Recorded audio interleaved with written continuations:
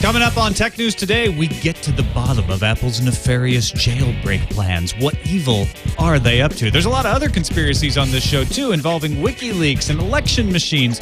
Dual course coming to the netbooks. Well, that's not a conspiracy, but North Korea has something today about social networking, and it's not what you would expect. You just have to watch. Netcasts you love. From people you trust. This is TWiT. Bandwidth for Tech News Today is provided by Cachefly at CACHEFLY.com.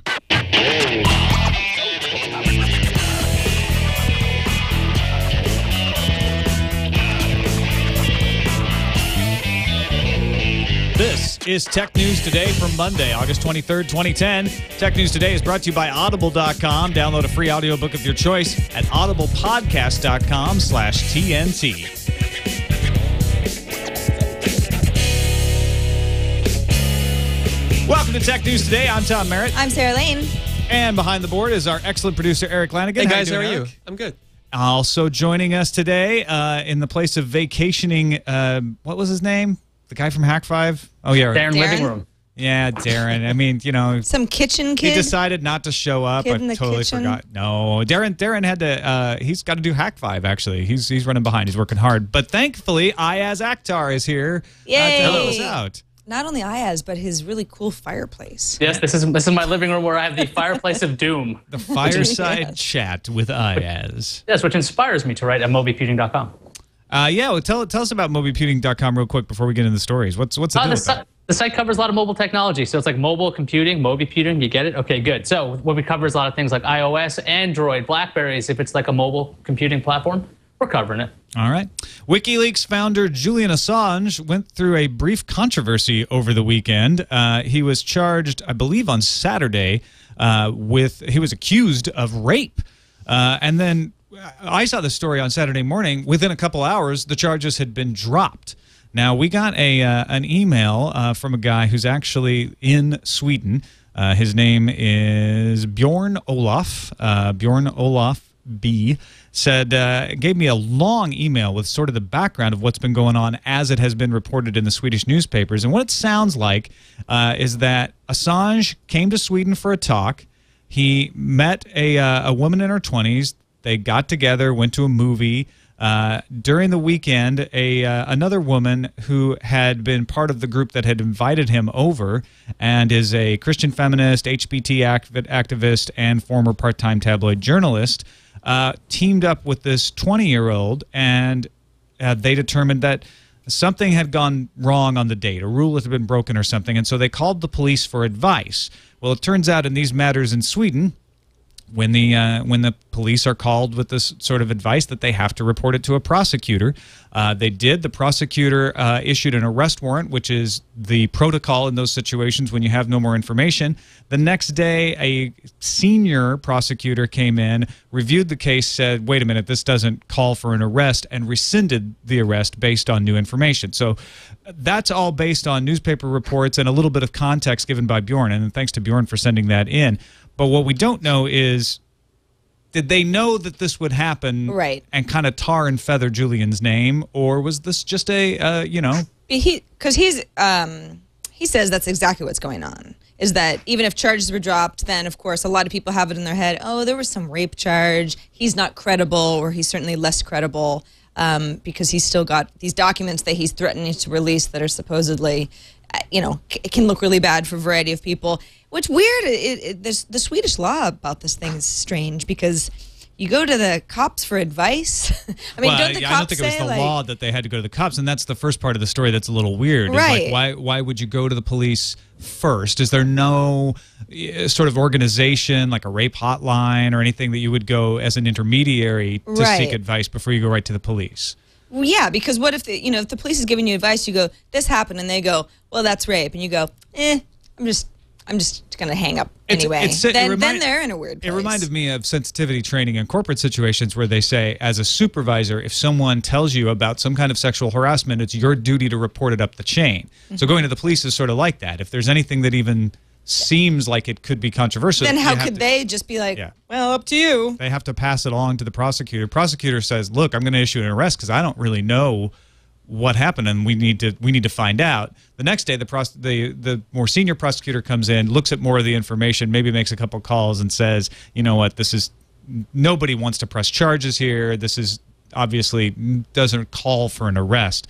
But because it's the Assange, because it's the Assange. An assault on Assange. Because it's the Julian Assange, it comes off as sounding like, there could be some sort of conspiracy here. Yes. I mean, the timing of it is, it's too perfect. Not that it's not true. It's just suspect. These two people, as described by Bjorn in his email, don't sound like the kind of people the Pentagon would use to get back at Julian Assange. But I guess if you're good at the Pentagon, then that's who you'd hire. I don't know. You start thinking like thriller novels. This would be a very roundabout way of getting back at somebody. That's for sure. A lot of thought went into this. If this is indeed something that originated from within the Pentagon. Yeah. Meanwhile, we have another issue with the police going on down in India. Hari Prasad, managing director of Net India Ltd., had his home raided on Saturday morning at 5:30 because he has an electronic voting machine that he has shown is insecure and could have caused elections to be tampered with in the past in India. What's kind of strange is that the Election Commission Bureau of India actually challenged this guy to say that these machines have flaws. And the weird thing is they wouldn't allow him to actually have one of these machines. So... So unofficial means to get it, and it's kind of odd that he's being arrested for such a thing. You got your camera froze right in the middle of that sentence, but what you were saying, what we heard you say was that it was odd that he had been challenged to figure out what the flaw in the voting machine was, but they wouldn't allow him to have a voting machine, right? That's what I was trying to say, and then my Skype is deciding to kill me. Well, you look good now. Well, thank you. So he got a voting machine through a third party. And the voting machine black market. Then and then he demonstrated that it was insecure. And there's your first flaw, actually. If you can obtain a voting machine just by asking for one, that's a problem. Police did not state a specific charge at the time of the arrest, but it appears to be politically motivated. The arresting officers told Hari that they were under pressure from the top and that he would be left alone if he would just reveal the source's identity. So they're not trying to stop him from publishing the information. It sounds like they're trying to punish the person who got him the voting machine in the first place. Well, also, the voting machines don't work. That's a really big problem. Yeah, I think you would be more concerned with that than trying to cover up the trail of who led to the discovery that they don't work. You're right. I mean, are these voting machines going to be used down the road in the next election? If so, probably a lot of corruption possibilities. Yeah. Fix your machines. Hanging chads. Whatever it is. Hang the chads. HP is causing a ruckus with Dell over a bid to acquire 3PAR. 3PAR is a virtualized storage array company. They do basically cloud storage. HP already has its own virtualized products with converged infrastructure data center, but Dell had all but bought 3PAR, and this was going to be a big deal for Dell, their move into cloud storage, being able to allow cloud storage as an integrated offering with their enterprise product. And HP has come in and offered $6 more a share for 3PAR at the last minute. Dell had offered $18 a share. Now HP is offering $24 a share. Dirty, dirty, dirty. Dirty, but is it like, I mean, are they all in the 11th hour crunching numbers and going, I think we can do this. I think we can go up $6. Let's do it. Okay, we're going. You know, I'd love to know how this all gets decided behind the scenes. Yeah, and this morning 3PAR shares went way up, so it sounds like people believe that they're going to get the bid from HP, or at least Dell will try to match it. It's more of a financial story, but it's interesting that cloud computing has become the girl that everyone's fighting over. You know, it's like $18, screw you, I'll give $24. I'm very curious to see what HP would do with something like this. I mean, Dell would probably use it in the enterprise, but HP sometimes puts stuff in the enterprise, and maybe because they actually have the web OS, they could somehow marry this to their cloud storage. I mean, if you have an operating system that's based on web standards, why not allow your app market to actually access these storage options if they bought 3 parts? I'm kind of curious to see what kind of consumer stuff HP would do, because Dell, if they get it, I mean, only businesses are going to use it, so I don't think that's too exciting. All right, let's take a break and thank our sponsor, Audible.com. Audible is the leading provider of audiobooks with more than 75,000 downloadable titles across all types of literature, including fiction, nonfiction, even magazines. They have periodicals in there. I was listening to The Moon is a Harsh Mistress, as I wrote in today. That's our sword and laser pick.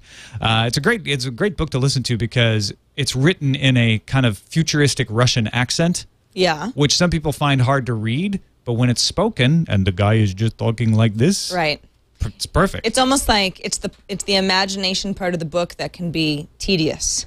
Someone just doing it for you. Yeah, that whole imagining thing. Well, when it comes to accents that you don't know how to do very well. I totally agree with you. Yeah. You know what I mean? Because every once in a while I'll say something out loud. You know, you're reading a book and you know that it takes place in England or something, and I'll say something out loud trying to imagine how that they were saying it, and I'm butchering the whole thing, and I know it. Yeah, but when you get a really good narrator, it really helps your imagination more than anything. Absolutely. Listeners of Tech News Today can get a free audiobook. Give you a chance to try out their service. One audiobook you might consider, if Moon is a Harsh Mistress is a good one, but I recommend Demon by Daniel Suarez. Demon or Freedom TM, the sequel, if you've already read Demon, narrated by Jeff Gerner. It's a fantastic tale of botnets taking over the world. That's oversimplifying it. It's much better than that, but a computer genius takes over the world after he passes away. So if you haven't tried it out, now's your chance to get it for free. Go to audiblepodcast.com/TNT and download it. Try out Audible, try out audiobooks, and try out Demon.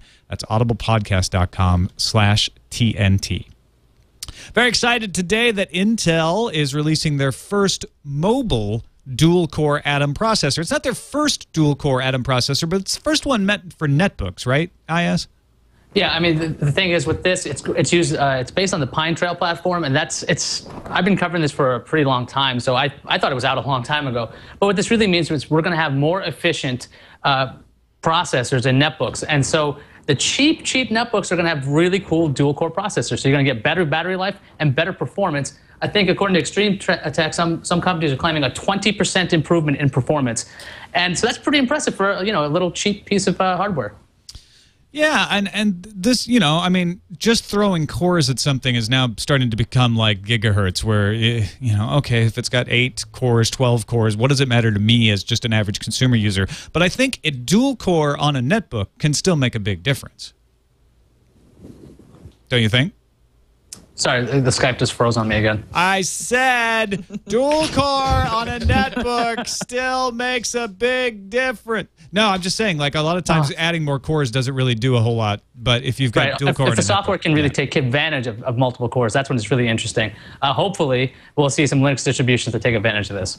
Yeah, I hope so too. The N550 is the first dual core Atom, as I has mentioned, based on the Pine Trail platform. Runs on 2 physical cores, totaling 4 threads, twice the amount of L2 cache, and it's going to have the same graphic chipset as the single core N455. So keep an eye out for those netbooks. I think we don't have any idea which ones are going to have them first. The Asus EPC 1201N actually had a dual core in it, but it was a variant of the Atom D330. It wasn't actually meant for a netbook. It didn't have the power efficiency that you need. That's what's nice about this, is it's going to be a lot easier on your battery than other dual cores would have been. A potential deal between Apple and Verizon? First I've heard of it. What? What would they be doing? Xia Wu, I love a good prediction from analyst Xia Wu with Kaufman Brothers, issued a note to investors on Monday, which he said expects Apple to expand the iPhone to another carrier in the U.S. next year. But what's interesting is he only said Verizon is the front runner. His note says that they're in talks, but the talks haven't succeeded yet. Wu believes that the iPhone will eventually come to Verizon, but that could happen as late as 2012. And he said Apple might decide to go another route in 2011 and put the iPhone out on T-Mobile and Sprint. Because collectively, they have roughly the same amount of subscribers that Verizon has independently. So, I don't know. If they can't work out a deal with Verizon. But then there's the whole, a lot of Android users using Verizon. If Apple wants to tap into that market, then Verizon would be a good place to go sooner rather than later. So, I don't know. What do you do? I still think you don't roll out a CDMA phone, Sprint or Verizon, at all. You wait until LTE has got some market penetration, and that's when you jump on that side of things. You don't. I mean, I don't know. Making a CDMA phone at this point seems pointless. Yeah, because one of the problems with CDMA is you can't do data and voice at the same time. So Apple would have to have a special system with Verizon for this to even work, so you can run an app and actually take a phone call at the same time. So it does make sense for Apple to wait around. But then again, this story has been around. It seems like it gets regurgitated every 3 months. We keep seeing this story. The Verizon iPhone to me is the wolf. Somebody keeps crying this all the time. Eventually, somebody's going to be right. Okay, I'm going to have it maybe we'll have a pool. The next time I'm on, we'll set up a pool and determine when is this really going to happen. Probably LTE, probably next year. This is actually the first analyst prediction, and funny that it would come from Xia Wu, who's known for some pretty over-the-top predictions. This is the first one that seems reasonable.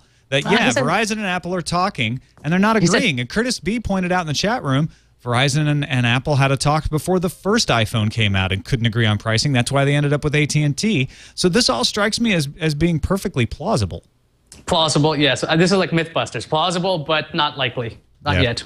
Well, I think they could, they could be making negotiations right now for a 2012 release. I mean, they could be just trying to get their ducks in a row. Also, Kevin Rose over on his blog says that he has some sources telling him that Apple's iTV is coming out in September. It's going to be $99. The iPad will be its remote control. It'll have mobile me picture and video sharing, a la carte radio or TV stations via apps, because it will run iOS and have TV applications. Heard a lot of these things before, but Kevin's, I don't know, he's got a over 50% record on these leaks. Yeah, I don't know. It's he's pretty good about predicting things that end up being true.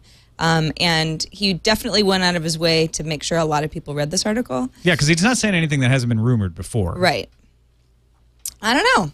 I hope it's true. I would like to try this out too.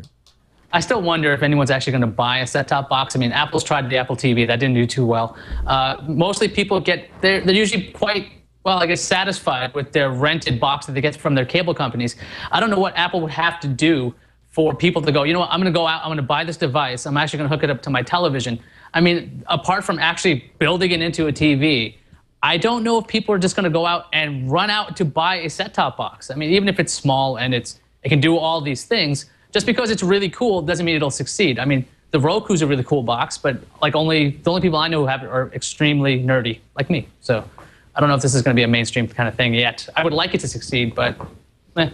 It's not going to be mainstream, but it could have the Apple juice behind it in a way that the Apple TV didn't, because it has that iOS platform, because it's got apps, if it's integrated with the iPad. If all of that turned out to be true, it could be a much bigger success than the Apple TV was when they first put it out. Do you think there's a possibility that people are going to try to touch their TVs now because they're so used to the touchscreen interface of iOS?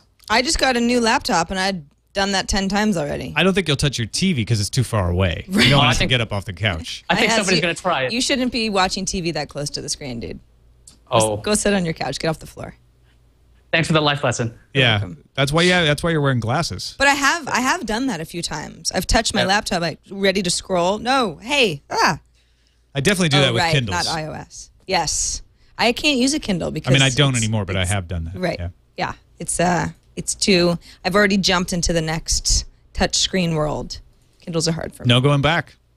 Not for me. UK ISP Demon Internet has set up direct networks with gaming companies to boost speeds, as promising lower latency and higher usage cap than standard packages. So if you're in the UK and you're on Demon Internet, you can sign up for a broadband package for gamers that will prioritize your game traffic with certain game companies to give you an edge over rival players. So this is not just paying for more bandwidth. This is paying for prioritization, priority access. Isn't that the whole like against net neutrality situation? Oh yeah, this is exactly what net neutrality prohibits, which is you striking deals with particular companies to deliver their packets over other packets. Not every bit is equal now on Demon Internet for an extra £3 a month.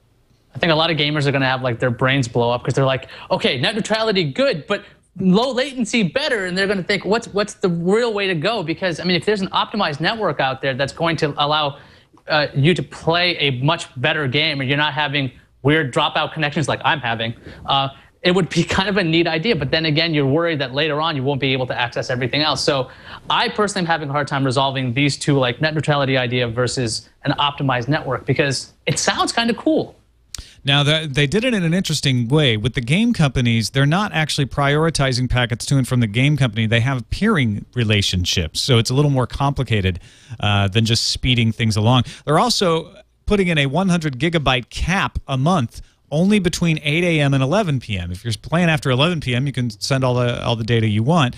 Demon says that's double the top usage needed, according to the gaming companies they're working for. But you know somebody's going to go over that cap somehow. Yeah, but at that point, they're too tired to complain. Yeah, but they're paying extra. They're saying, look, I paid for your extra £3 for the gaming broadband, and now you're cutting me off? It was so great, I wanted to play games. But 100 gigabyte cap. You have to play within your window. Yeah, exactly. Well, but then there's going to be a big big to do over this is the problem with violating net neutrality, is that you're playing into the hands of the ISP actually controls the internet and you get cut off, and this could turn out to be one of those precedent-setting cases. I was going to say, it sounds like this is the first of many specific situations where ISPs are trying things out and people get up in arms and nobody quite knows what the right answer is, because some people win and a lot of people don't. Yeah. All right. Now, I've only seen this on TechCrunch today, and I've been hoping somebody else would dig into it to let us know if there's more to it than what TechCrunch is able to report. But a search of public status updates on Facebook uncovers several people today complaining that their iTunes accounts that were connected to PayPal have been drained, that people use their PayPal accounts to buy tons of apps from iTunes and pretty much emptied their account. One account says they were charged over $4,700. Another account bought over $500 worth of music using the PayPal account. Somebody just says they got hacked for $1,000. So it's anecdotal evidence right now, but it seems to be a lot of it. Seems to be a lot of it, and what's weird is that, at least but when I was digesting this information earlier, I wasn't really clear on what the hack was.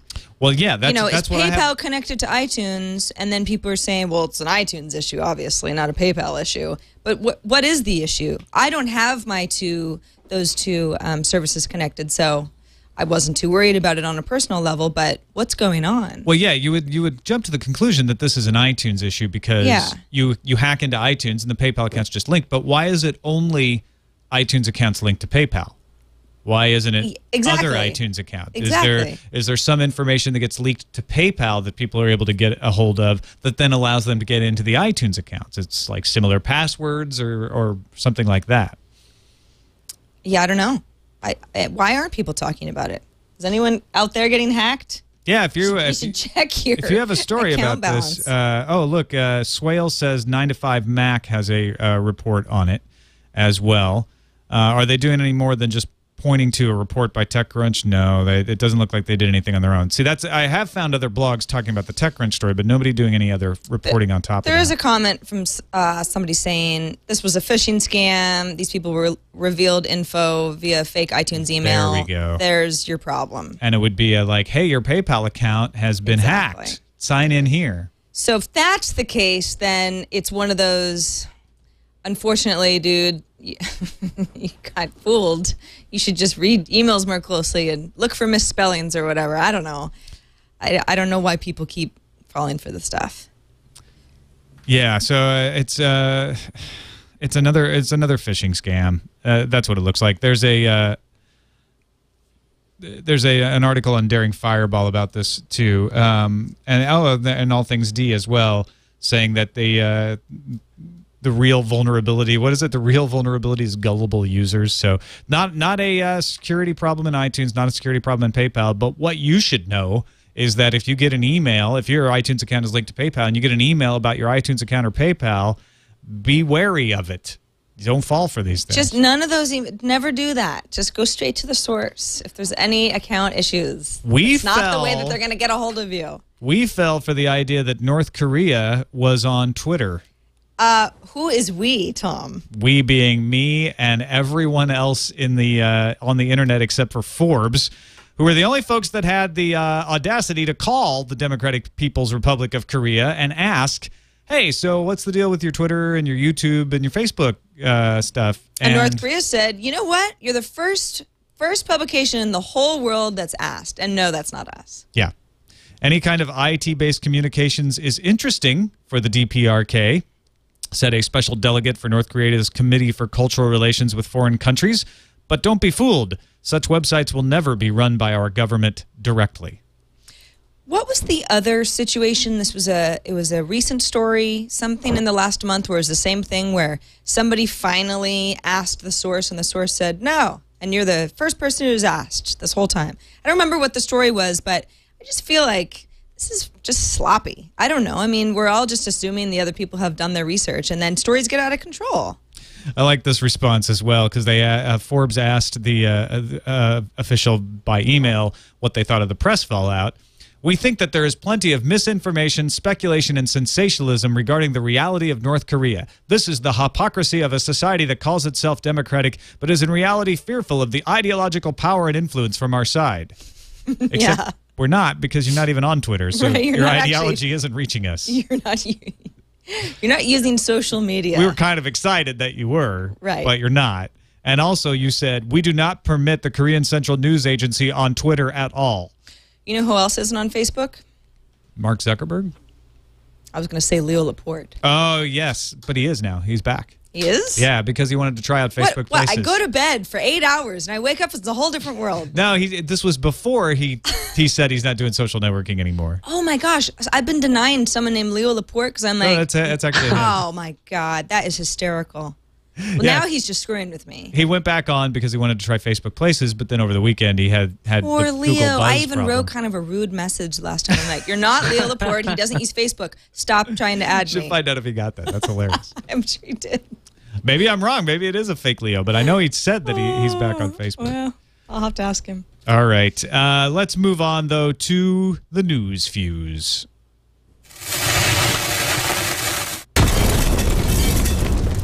Sprint is giving free femtocells to customers who have specific in-building coverage issues. Verizon and AT&T make their customers pay for the equipment and for service for a femtocell. A femtocell is something that allows you to make calls over your own in-home internet connection. Put on your poker faces, everyone, because Lady Gaga has just passed Britney Spears as the most followed person on Twitter with 5,735,554 followers. But both ladies should watch their backs as Justin Bieber threatens to pass both of them. Stephanie Germanotta is Lady Gaga's real name. No. I still don't know what a Justin Bieber is, but I do know that Motorola sent a cease and desist notice to several websites that were hosting a version of Android 2.2 for the Motorola Droid X. Droid X is that giant 4.3 dinner plate of a phone. Motorola claims that the files contained copyrighted software in addition to the open source Android software. So there's some kind of weirdness between the copyright and open source. So let's see what happens there. DishOnline.com has come out of beta, allowing Dish subscribers to stream at least 15 channels of television live over the internet. According to Engadget, the selection includes all the major networks and extra channels like Sci-Fi and Comedy Central. California is considering a bill that would expand laws against forgery and impersonation to include impersonating someone online. The bill outlaws credible impersonations done for purposes of harming, intimidating, threatening, or defrauding another person. So... some like fake jobs. Fake Steve Jobs. Harmful, not harmful. Are you impersonating me? No, not very well. Not very credibly and not maliciously. I'm going to call my lawyer after the show. Researchers in I'm sorry, it's Iyaz's story. It is, thanks. According to a study out of Chungang University in Korea, an antidepressant called I can't even say it. Bupropion. Yes, exactly. Thanks for giving me that one. Also marketed as Wellbutrin, can ease the video game addiction in a country riddled by StarCraft mania. By the way, I've never played StarCraft. Video game addiction is a real problem in Korea. Bupropion, I still can't say it, is used to treat other addictions like smoking. So apparently video game addiction can be as bad as smoking. That's kind of depressing. I think I need an antidepressant. In Korea.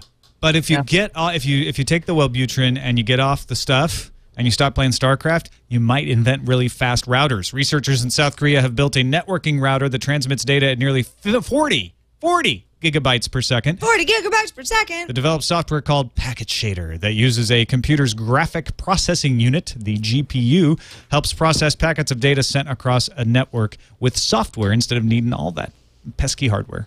Valve's Doug Lombardi, the marketing VP of Valve Corp, crushed the hopes and dreams of Linux users everywhere when he said in an interview that Valve has no plans to make a version of Steam for the Linux platform. Not yet, anyway. Yet. There's still a chance. So you're saying there's a chance. There's a chance. So if you guys there's a chance. There's a chance that if there's a Halo game, it's going to get leaked. Halo Reach, the next edition of Halo, has already been leaked on the internet for free at the Pirate Bay if you feel like going to get it. The official release date is going to be, I think, later next month. Is that right? 3 weeks from now, yeah. 3 weeks from now, and Microsoft is not happy about this. I consider this a sign that humanity is okay. The time is progressing well. The Swallows return to Capistrano. A Halo game is leaked before it's officially released. This means that all is well with the world. Rest easy, everyone. We're going to be okay. We also should be excited that we have a new text messaging record thanks to Melissa Thompson, 27, of Great Britain, wrote, and I quote, "The razor-toothed piranhas of the genre Serrasalmus and Pygocentris are the most ferocious freshwater fish in the world. In reality, they seldom attack a human." She wrote that in 25.94 seconds. Now, you said it a lot quicker than that. How fast is she, seriously. really? What's up, Melissa? The heck? Probably do like that in 16 seconds. To text? Her record is not yet certified by the Guinness World Record organization. That record is currently held by American Franklin Page, 24, who wrote the same passage in 35.54 seconds in March of this year. Well, so she really showed him up by a good 10 seconds. Yeah, apparently she wasn't even like into it. This was a traveling demonstration, and they just walked up. They're like, "Hey, why don't you try? Here's a Galaxy S. You try writing a sentence." She's like, "All right, it's been a while since I texted." Wow. World record. I don't know. These kinds of things bother me. They're stupid records. Do you think fastest text message? Because she was using Swipe on the Galaxy S, that's like a performance enhancer? Was she? Yeah, it was a Galaxy S, so she was using Swipe. Yeah. Hey, we all need to be using the same phone, okay? This whole world record thing is tainted. Throwing this story out with the bathwater. Yes, and the baby. There it goes. Yep. Let's go on to our calendar, shall we? Let's do. Sony's all-new Alpha DSLR launch event is tomorrow. That's Tuesday, August 24th. The Kindle 3 begins shipping this Friday. That's very exciting for all you Kindle users. Woohoo. And TWiT will be at DragonCon. The meetup is scheduled for Saturday night, September 4th, which will include Tom. Yes, and Brian Brushwood. And Lisa, our CEO. And Lisa Kensel. And Veronica Belmont's going to be there. It's going to be such a fun party. Yeah, so come to Atlanta. Coming. Okay. September 4th at the Sundial Restaurant. You can check it out at sundialrestaurant.com. Nice. On to our voicemails, which our first one is actually video mail. We talked last week about the patent Sony had filed on controlling a PSP from the back. We worried about dropping it. Dr. Mom in the chat room was saying, hey, there's something like this for, I can't remember if it was crocheting, I think, that you could use. Well, she was nice enough to actually shoot a video to demonstrate it. The thumb crotch hold. TNT team, this is Dr. Mom from the chat with a small demonstration of the thumb crotch hold. As you see, I have in my hand a needlework frame. And I'm just holding it like this. And there you go. Fingers on the back, thumbs on the front. Easy as pie, doesn't fall. You can hold it nice and tight. If you doubt that you can do this on a video game,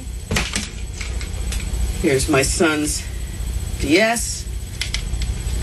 Put the lid down. Same thing. See, hold it like that, hold it like that. I realize it may be hard for you young whippersnappers to hold the item properly, but once you get to be an old gray-haired lady like me, it's easy to do. Love the show. Bye. Yay, Dr. Mom. Thanks for shooting that video. That was awesome. That was awesome. Yeah. She showed us up. And it's kind of looks magical the way it's just kind of wedged in there and it just doesn't fall. I still think I would drop it. They could build it like the dual.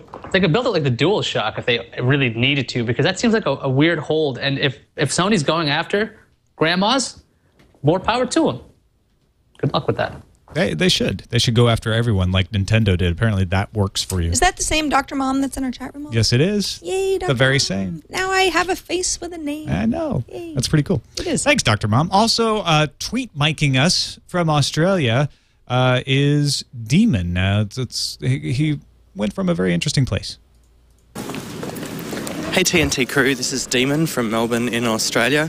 Something to add to your list of odd places that people are listening to TNT. I was in fact listening to the last podcast while I was voting in our federal election earlier this morning, and walked out the door to hear your shout out about the Australian elections. So there's something for your list of odd places that people are listening to TNT while voting in a federal election. Thanks for the show, guys. I don't know. Did we violate some sort of campaign law? Like, That was awesome. Yeah. Was he like in the polling booth at that moment? If he wasn't very hushed, he must have come outside, or else he'd been like, yeah, I'm on the streets inside voting right now. Deciding who to vote for. Please. Run down again. Yeah. Somebody wants fiber and someone doesn't? I'm going to rewind that part. Actually, and yes, the Australian election happened. As we mentioned, one of the hot topics was whether they would get a national fiber network or not. And we got an email from Andy to TNT at twit.tv, said, we had the federal election here over the weekend. For the first time in 70 years, there is no majority in the ruling lower house. The Prime Minister is negotiating with 3 independents to form a minority government. One of the key issues being the National Broadband Network, and a lot of folks think the National Broadband Network is now going to be put on hold.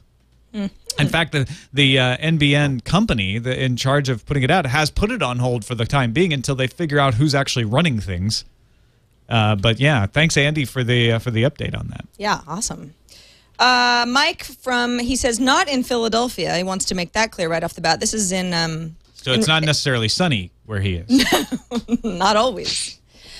This is in response to the idea that bloggers in Philadelphia may get taxed. He says, it seems that if you're a blogger in Philadelphia and you make any kind of money from it, you owe them $300 minimum. If I recall correctly, this is the same city that started taxing NFL players for the income they make when playing games there. So if the cheesesteaks don't stop your heart, the tax bill just might. Love the show. Philly, man. What if you make zero money from your blog because you don't run any ads and look for no other revenue and pay a hosting service? Yeah, if you make zero money, I don't think it counts. But if you make $1, you owe $300. Because I That's a know good deal. from running ads on personal blogs over the years Yeah. that it's really easy to make a lot less than $300. A lot of the people listed in the articles I've read about this say, like, yeah, I made $11 last year. Like, you know, what's the point? This is Right. just a broke city trying everything they can to squeeze money out of a stone. That doesn't sound very brotherly love from Philadelphia. Yeah, You know, Iyaz, seriously. that's a very good point. Where's the brotherly love? Come on. It's in the All right, cheese. so got an email from Rick. First of all, I am extremely upset with the Apple patent application as outlined here. And he has a link to CNET. According to the patent, Apple can record your heartbeat. If they can do It has this. the ability to record your voice and conversations around you. This is Oh, you There's just some keep freezing. Am I back? Yeah, you're Yes. back now. Go. This is all. Okay. This is all because they want to break jailbroken devices. If I pay a minimum of $500 for a device and add an additional $200 for apps, all with Apple, and then jailbreak my device to spend $5 on an app they do not offer, what gives them the right to kill my device? This is monopolistic behavior in its most extreme form. It is like GM selling you a car, then blowing up the engine if you do not drive on approved streets. I really believe you need to look into this situation. Love the show, and Rick, I froze again. Yes. Thanks, Rick. I appreciate you and the other folks who wrote in on this. I didn't pay any attention to the story because when I first saw it, I went and I read the patent application, and essentially what it does is it's like a Find My iPhone. It says you can notice an unauthorized user, and if it notices an unauthorized user based on your heartbeat, breathing pattern, and all this stuff. I mean, again, this is a patent application. This doesn't mean they actually know how to do this yet. They're just patenting the process. Then it would be able to limit the phone and delete sensitive data, right? It doesn't actually brick the phone. it limits it and deletes sensitive data. So this is all targeted towards being a security measure. Now, could Apple misuse this to like fight against jailbreaking? Yes, absolutely. And that's what people are getting all freaked out about and reacting to. But the fact of the matter is, I like this. The idea that it could respond to my heartbeat, and if somebody else tried to use my phone, it would just shut itself down and delete all my sensitive data is great. I would love that. What if you were nervous and your rhythms changed? Do you want your phone deleted then? I believe that the heartbeat, whether it's fast or slow, is still in such a it has a kind of a hash code, a hashtag that you can not a hashtag, but you can an MD5. You can detect whose it is. Like it's like a fingerprint. Pound alive. So I mean, because basically all you're asking is, what if it didn't work? And yeah, if it didn't work very well, I wouldn't like it. No, I'm not. this thing has to work splendidly. Yeah. Apple's not actually using this thing yet. I think everyone should kind of like just take a breath. And if and when they actually use this, let's get angry then. Right now, there's way more important things to get angry about because they're not even doing this yet. Yeah, exactly. It's a patent filing anyway. But I think a lot of people are, you know, sure, there is the opportunity for misuse of this, but it's pretty clear from the patent that this is meant as a security device for you. Otherwise, why would it delete your sensitive data and not just brick the phone entirely or send a report off or whatever? So anyway, that's actually big thanks to Rick for giving us a chance to talk about that story. And you can send in your ideas for stories or any kind of comments you have to TNT@twit.tv. Iyaz, thanks for being on the show today. Oh my God, he froze. Is he really frozen, or is he just sulking? I'm not sure if can he Can't hear. tell. He's I'd too like to upset thank you to guys speak. and not thank Verizon Fios for this horrible connection. Verizon Fios, huh?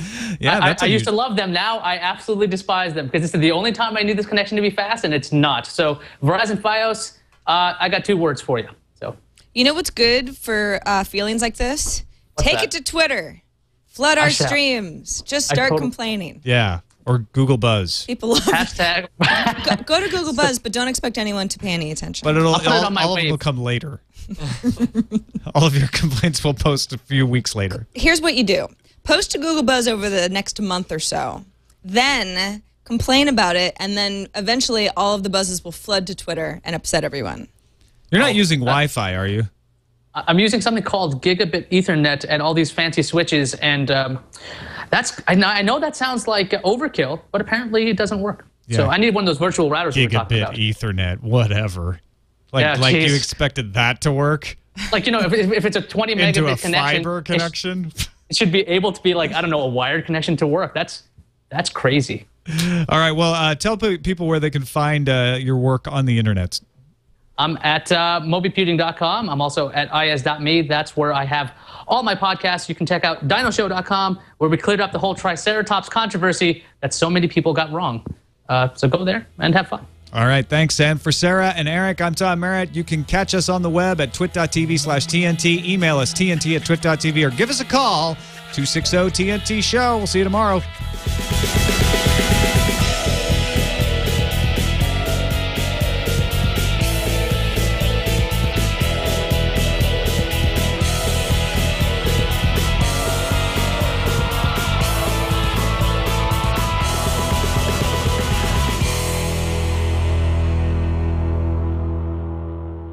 Jazz hands.